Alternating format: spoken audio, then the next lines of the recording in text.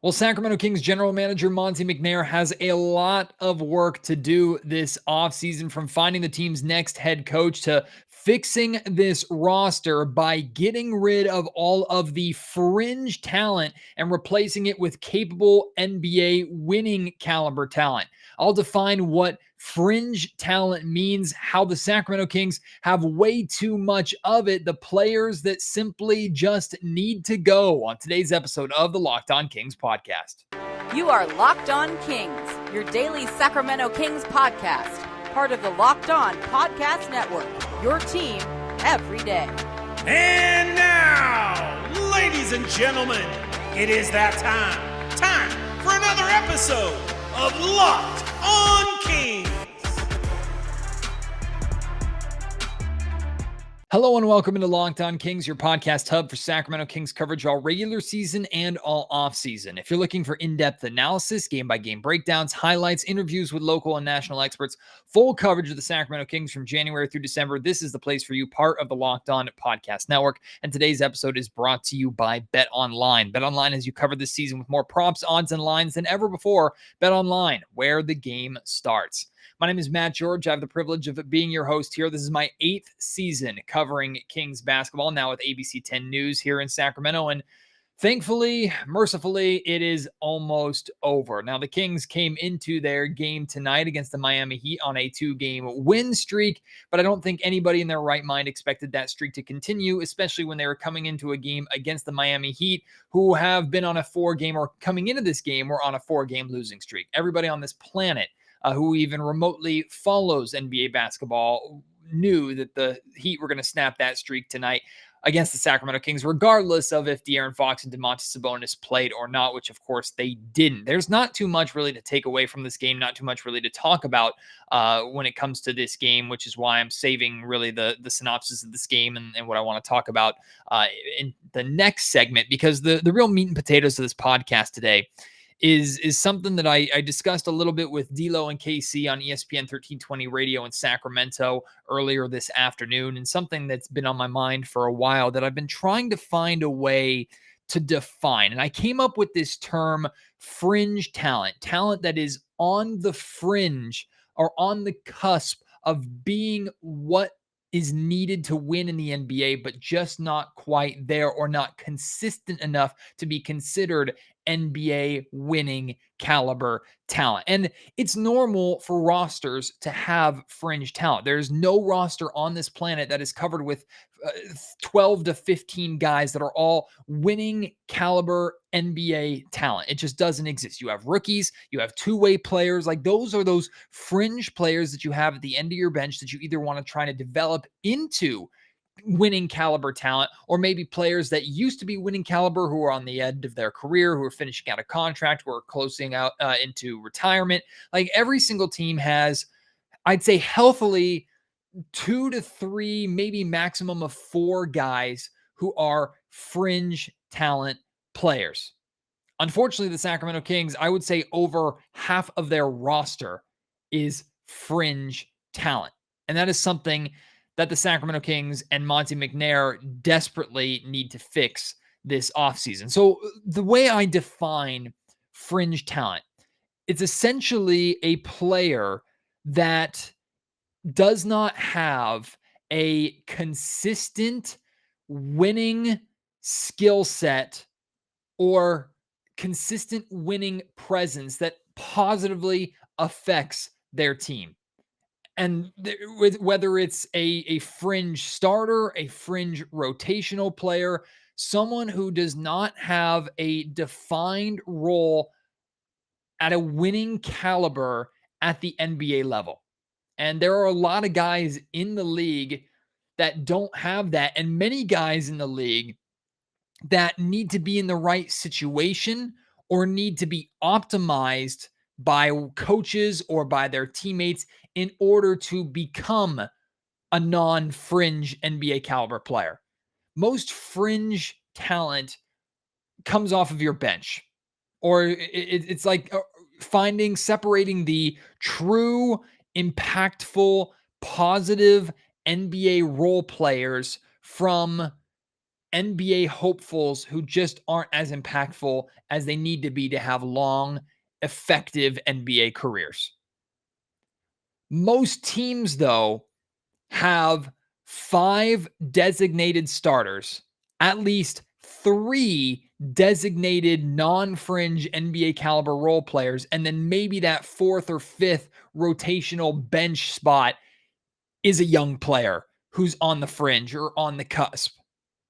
The Sacramento Kings have 3 established starters, and I would say I could make the argument for only 2, but I'm going to be kind and generous and say they have 3 caliber rotational players that are not considered fringe talent. The 3 starters are easy: De'Aaron Fox, Harrison Barnes, and Domantas Sabonis. The 3 rotational players: Davion Mitchell, Dante DiVincenzo, and I am going to put, and again, this is being maybe a little generous because I'm a fan of his and I like what he's done this season, I'm going to put Damian Jones in that conversation as a consistent winning caliber big. Now, he hasn't done it necessarily throughout his entire career, but I've seen enough to believe that he can be that. Also, side note, I'm intentionally not including Richaun Holmes in this conversation. If I were, I would put him more on the established talent than on the fringe side of things, even though he's had a rough season. But I'm looking at the future of the Sacramento Kings, right? And I'm looking at players where Monte McNair is going to have a decision to make. And Richaun is one of those guys where Monte, of course, is going to have a decision to make with Richaun. But I'm like 90% confident that the Kings are going to move on from Richaun Holmes this offseason because he is going to have some value. And the Kings just don't really have a spot for him unless it's as a high impact bench player, to which they might be able to find cheaper options and again turn Richaun Holmes into another caliber player that this team is lacking. So I'm intentionally leaving Richaun Holmes out here. I'm not suggesting that Richaun is a fringe talent. He's not. He is an established NBA talent in my mind, but I'm leaving him out of this conversation because I do not consider Richaun Holmes to be a long-term Sacramento King.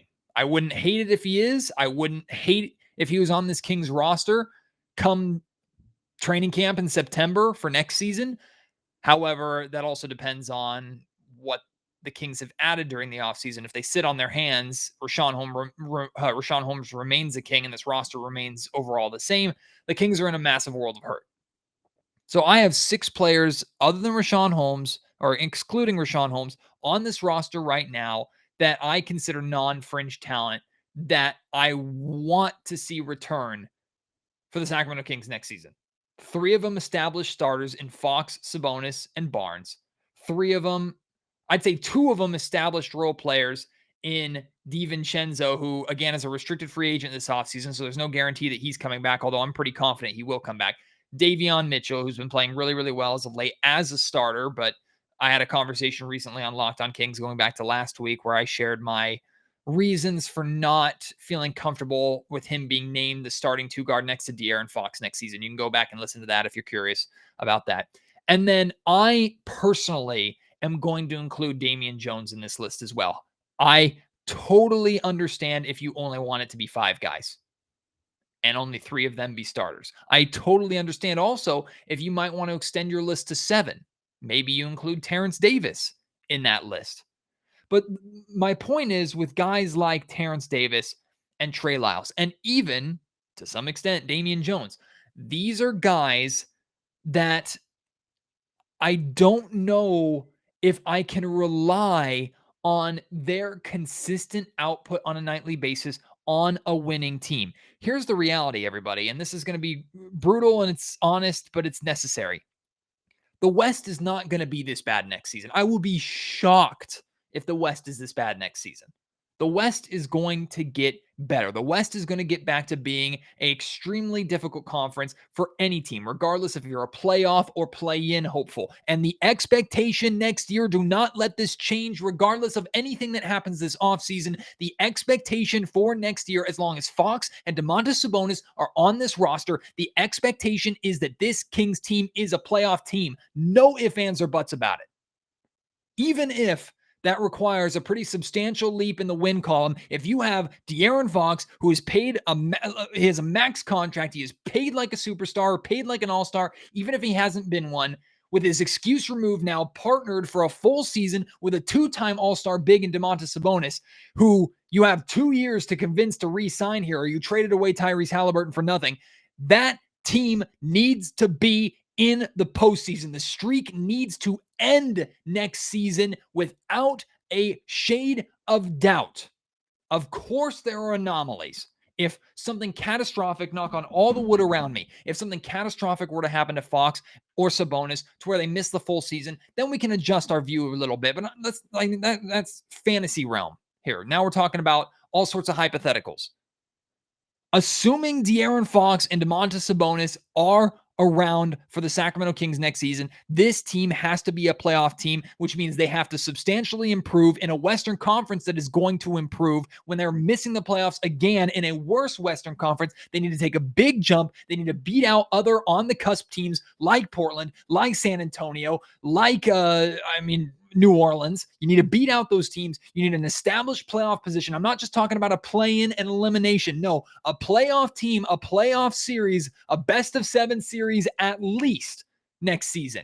If you're going to do that, you cannot have a fringe talent heavy roster. You cannot have guys like Trey Lyles starting at the 4. You cannot have a guy like Justin Holiday starting at the 2. You cannot have a guy like Chimezie Metu as an established, important, impactful role player. You can't. I'm sorry. I like those guys. They're great guys. You're not going to win with them. Maybe 1 or 2 or maximum 3 of them, but not 6 or 7 of them like this roster has right now. You have 3 established NBA starters, and you expect to be a good team. You have 2 established role players, one of them being a freaking rookie, the other one coming off of a massive ankle injury. You need to desperately, top to bottom, improve this roster, get rid of the majority of fringe talent. Pick a couple of guys, whether it's a young player like Neemias Queta, maybe you're really happy with what you've seen out of Trey Lyles and you want him to come back next season in a rotational bench role. Okay, give me 2 to 3 of those guys. Everybody else, pack up your bags, get the hell out, replace them with established talent.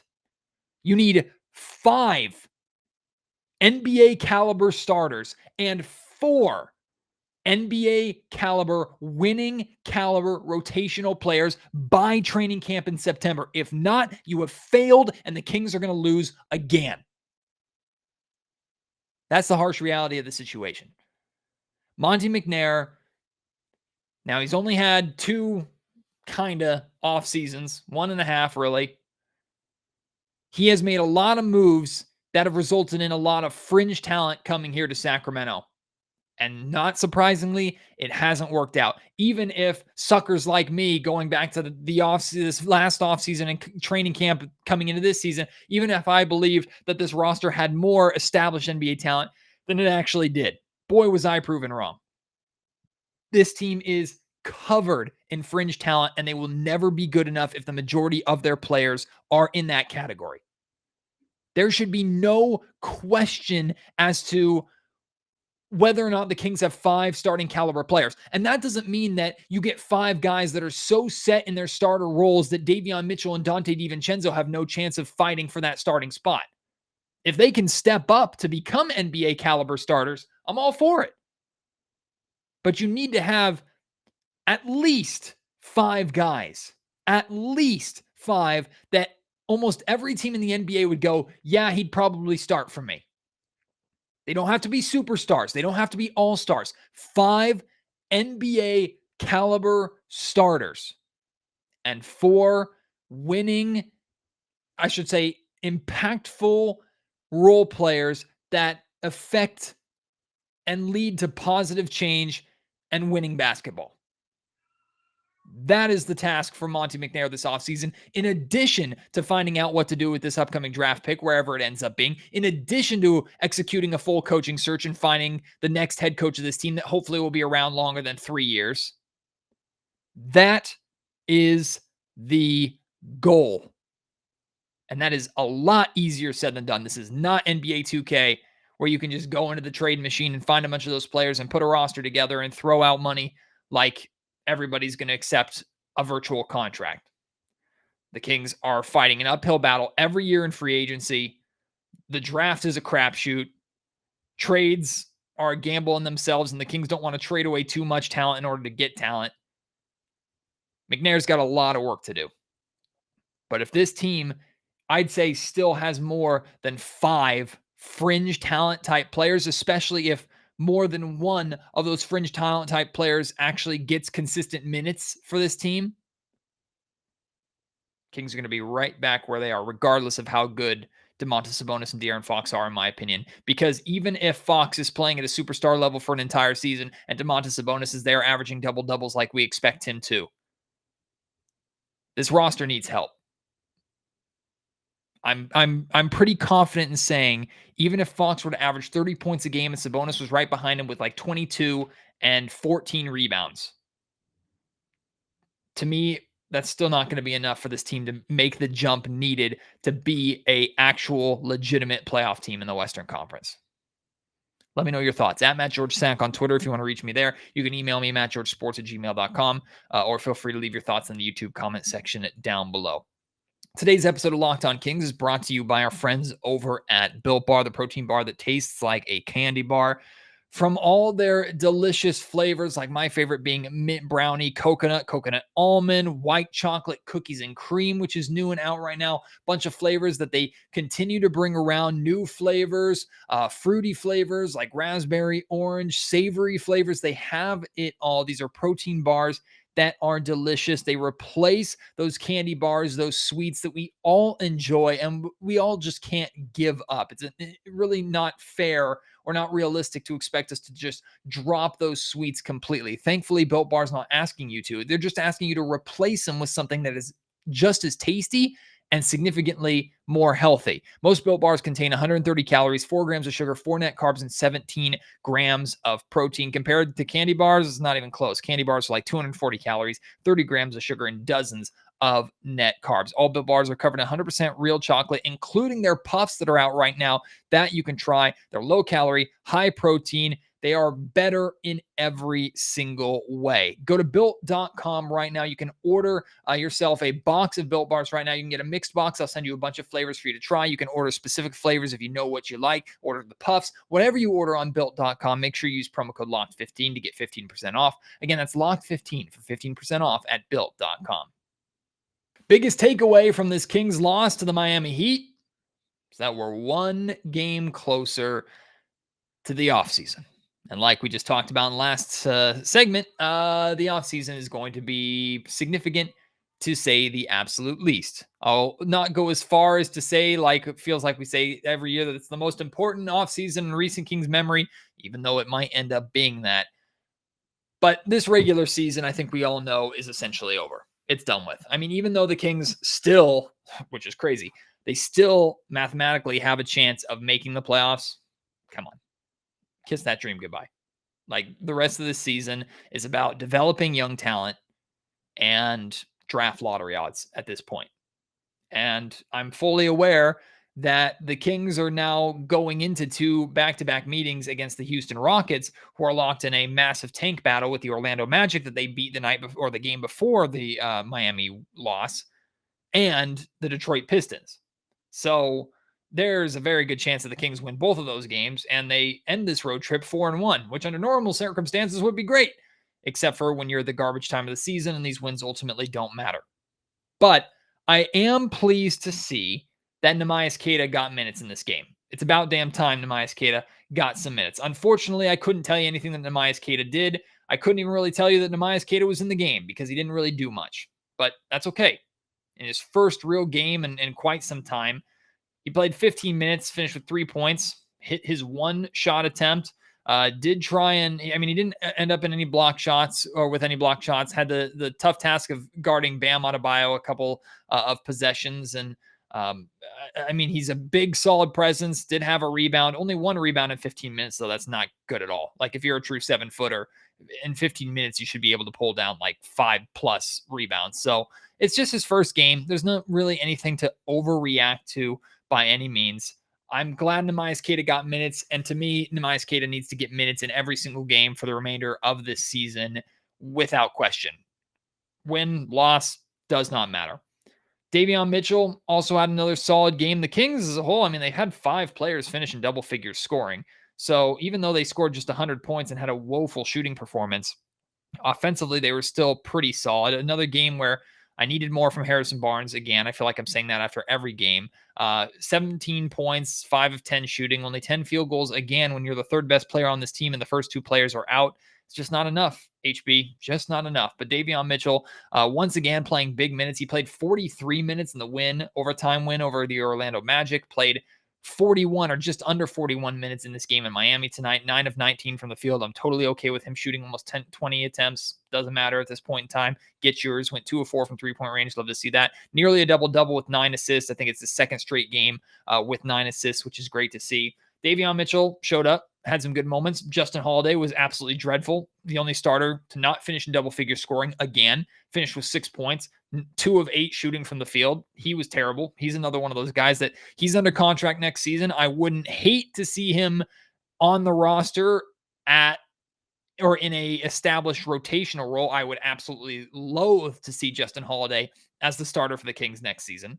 Even though I like what Justin Holiday provides and I think he can be significantly better for the Kings than what he has been really since the trade with the Indiana Pacers. But like we talked about last segment, he's another one of those fringe guys that the Kings just don't have business having multiple of them on this roster like they do right now. Trey Lyles, 11 points, 4 of 10 shooting from the field. Damian Jones, 15 points, only 6 rebounds. You got to have more from your big man. DiVincenzo, 12 points off the bench, 4 of 9 from 3-point range. Took a lot of threes. I'm fine with that, I guess, as long as they're good shots. Most of them were. Some of them weren't.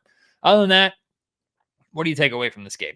Like, no surprise to anybody on this planet that the Kings came into this game against the Miami Heat. The Heat, who have lost 4 in a row, have recently been usurped in their top spot in the Eastern Conference. The Celtics stealing that spot away. Also, Miami was the Heat were in the news recently for a spat on the bench, a verbal disagreement, to say the least, between star Jimmy Butler and head coach Eric Spoelstra, and also veteran and fan favorite Udonis Haslem getting involved there. No indication of bad blood between those three in this game tonight. It was a get-right game in so many ways for them. He didn't look phenomenal, but I mean, they were playing the Kings, so they didn't really have to. This game was over by the end of the first quarter when the Heat outscored the Kings 31-19, and Sacramento was really not able to make up any ground after that. Anything else that I should talk about from this game? Well, Matt, you're a podcast host. It's your job to find more things to talk about. Honestly, you and I are sitting on the couch watching the same damn thing. I'm enjoying Jerry Reynolds on the call. I'm enjoying listening to Mark Jones, and I'm waiting for the final buzzer to sound so we can be one step closer to this offseason. Because at this point in time, this offseason is what truly matters. Alvin Gentry did say, I think he said before the game, that he doesn't know whether or not Domantas Sabonis and De'Aaron Fox are going to play again this season. To me, there's no reason why they should. Like I've talked about before, how I wouldn't hate to see, if they're able to go, them return to get a few more minutes together. And if they both are able to go with low risk of re-injury, I wouldn't mind seeing them play 1 or 2 more games together, even if it's just like for a 20-minute stretch. But I'm realistic. I know that the likelihood of that's not going to happen. It's not the end of the world either. If the two don't play for the remainder of the season, Kings are 27-49. So at this point, it's all really relative. But they did lose, which is a good thing for all your draft lottery lovers out there. I'll update you on the latest Tankathon standings, where the Kings are at, if they have made up any ground on the Indiana Pacers, who are holding the best odds at the 5th overall pick. After I tell you about another couple of great sponsors here on the Locked On Kings podcast, the first being NBA Top Shot. NBA Top Shot is the officially licensed NFT of the NBA. You can connect with a passionate community of NBA fans across the globe and build your collection with your favorite moments from NBA history. NBA Top Shot is the future of what being an NBA fan looks like. It's part trading cards, part stock market, and part fantasy sports with a built-in loyalty program. NBA Top Shot has evolved trading cards and makes it easier to buy, sell, and trade by removing the hassle of card grading, shoeboxes, and binders. Their 24/7 peer-to-peer marketplace lets you scroll through all of your favorite players and teams. Once you find the moment that you've been looking for, you can buy it with a couple of clicks. It is that easy. If you sign up for Top Shot today, the best way to start is getting yourself a starter pack. You can pull a moment of a superstar like LeBron or KD, or star rookies like Cade Cunningham or Evan Mobley, even pay for him for $9 and own an Evan Mobley moment.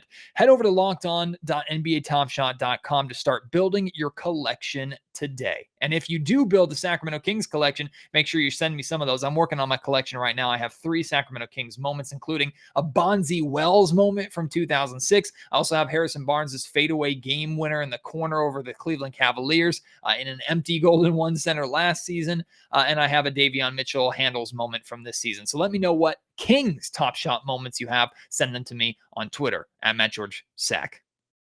And Locked On Kings brought to you by Rock Auto, the auto parts store that not only saves you time and saves you the hassle, it saves you a boatload of money. There's so many makes and models of vehicles out there, so many parts for those makes and models. And the only variety that you don't get is the options of brands and price points. When you go to your local auto parts store or your dealership, they only have what they have. You're kind of priced in, you're stuck. You have no negotiating power. You have no variety. You're just kind of stuck with what they got. RockAuto.com, I call it like the Amazon of auto parts stores and auto parts shopping, because they have so many different things that you need with a bunch of different brands at a bunch of different price points. And they also make it easy to navigate, easy to understand, even for boneheads like me who have no idea what the hell a car is, let alone how to drive it. You can save 30, 50, or even 100% more for the same parts from a chain store or dealership on rockauto.com. Their prices are reliably low for every customer, regardless of your level of expertise. And they have great variety of things from brake parts, tail lamps, motor oil, even new carpet. Go to rockauto.com right now. See all the parts available for your car or truck. Right, Locked On in there. How did you hear about us box? So they know that we sent you. Amazing selection, reliably low prices, all the parts your car will ever need. rockauto.com. Sorry, draft lottery lovers. The Kings didn't really make up any ground. Maybe they did half a game. I can't remember if they were 2.5 games back of the Pacers or not. And unfortunately, they didn't create any more separation from the Portland Trailblazers. As it stands right now, the Kings best odds of the 6th overall pick. That's a 37.2% chance of moving into the top 4, a 9% chance of number 1 overall. Portland a game back of them, and the Kings 2 games back of the Indiana Pacers, who are sitting in that 5th spot. Remember, before this road trip began and the Kings started the road trip by beating the Pacers, the Kings were up half a game on the Pacers and actually had the best odds of the 5th overall pick. So I know that makes some of you seethe that the Kings not only lost to the Pacers, but then followed it up, or rather won against the Pacers, but followed it up with a win over the Orlando Magic. Personal guess here, I don't think the Kings are catching the Pacers at this point for the remainder of the season, and the Kings have to be very careful, because if they win both these games against the Rockets, which I think is very likely, they might end up a spot behind the Portland Trailblazers and with the best odds at 7th overall. And I know that would drive some of you crazy. So why don't we do a little draft lottery sim here just to see how we're feeling? And it's a good one for your Sacramento Kings. They move up 4 spots to number 2 overall. The Spurs also moved up 5 spots to number 3 overall. So, hey, the Kings get the number 2 overall pick in this 2022 NBA Draft Lottery Simulator. There's no way the Kings ever would botch the number 2 overall pick, right? Yikes. What a sour way to end the Locked On Kings podcast. Sorry about that, but you know what? There's still so much that we discussed that I want to hear from you about, especially the fringe talent conversation. But anything you want to talk about from this Kings Heat game, any takeaways that you had that maybe I missed, send them to me at MattGeorgeSack on Twitter. Email me, mattgeorgesports@gmail.com. And if you're watching on YouTube, of course, always get loose in the YouTube comment section down below. If you could leave a review of Locked On Kings, I really would appreciate that. Best place to do that is on Apple Podcast or iTunes.